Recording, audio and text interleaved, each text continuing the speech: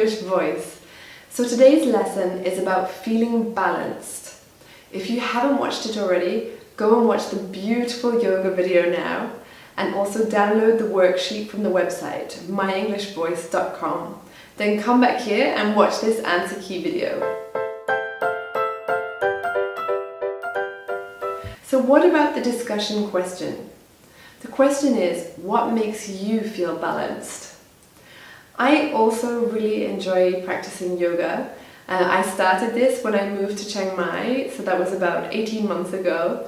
So I'm not very experienced yet, but it definitely helps to make me feel calmer and more balanced. I think other things that are important for me is getting a good balance between seeing friends and being sociable and also having time alone. I really enjoy writing, like creative writing and reading, and so it's important to make time for that as well. But it's too easy to say yes, yes, yes when people ask you to go out for dinner, for example. But I think it's important to have that balance in your life. What about you? What helps you to feel balanced? Put your answers in the comments box below. So what about the pronunciation? There are 3 things that are important for international English. The first thing is sentence stress, so stressing the most important words.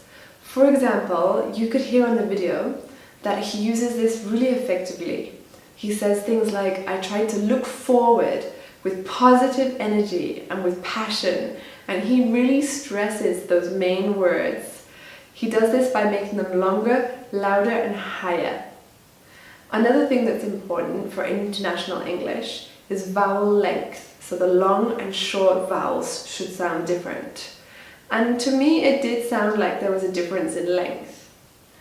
The third thing is the consonant sounds. There was one sound that did sound to me like it might be not clear, and this is a common one for Indian speakers of English, and that's v and w. Maybe you could hear the words involved and recovered. The v sound sounded a little bit like a W to me, like a w sound, and this is quite common.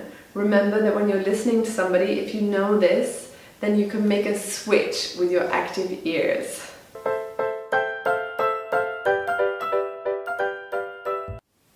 So what about other Indian speakers of English?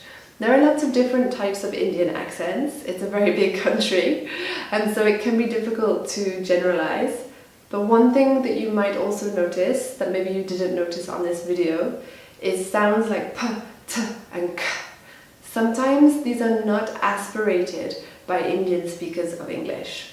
Aspirated means when the breath comes out, like p, you can hear the air coming out. For Indian speakers of English, this might sound a bit like b, because maybe the air is not coming out. So this could cause confusion. For example, between the words like pin could sound like bin.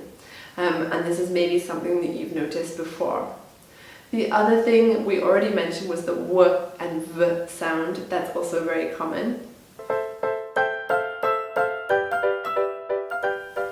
So there might be other pronunciation features that you noticed on the video which are different to the way that you say things. Just because it's different, it doesn't mean it's not clear. And it doesn't mean that it's better or worse. There are many different pronunciations, for example, of the TH sounds, the and th. Maybe they sound like t or d. This is very common in many different Englishes around the world. And the research suggests that this shouldn't cause a problem for communication.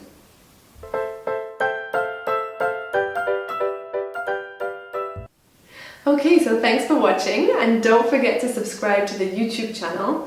Also sign up to the newsletter to get updates about new lessons coming out on Thursdays and Saturdays.